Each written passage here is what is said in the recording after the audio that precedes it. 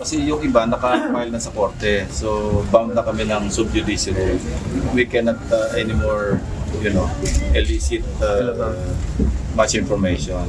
So isang consideration yun, bakit kailangan i-wrap up.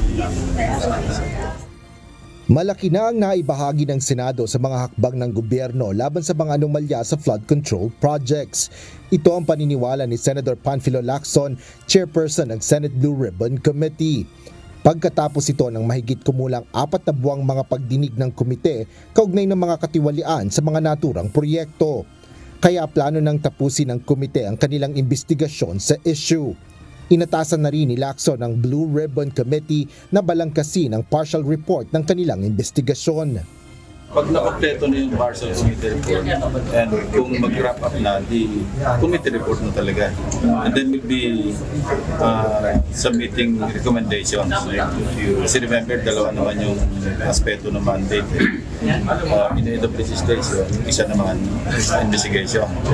Pag investigation, pwede mag-file ng o mag-recommend ng filing charges, which we already did actually initially.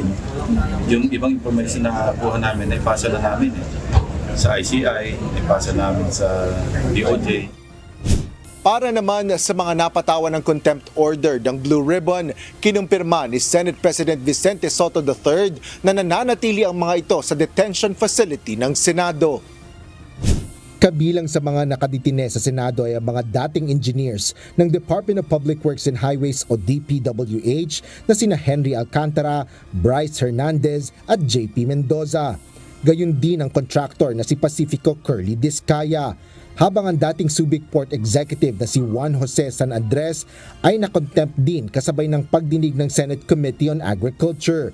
Paliwanag ni Sotto, kung mayroong mag-issue ng warrant laban sa kanila ay isusurrender sila ng Senado. Wala, dito pa sila hanggat hindi tapos yung ribbon na hearing. Hanggang bagong taon, hanggang New Year, sir.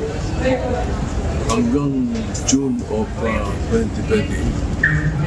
Sir, sabi ni... Kasi yun ang sinasabi ng Supreme Court na contempt namin ay hanggang matapos lang yung Congress. committee report or yung Congress na yun.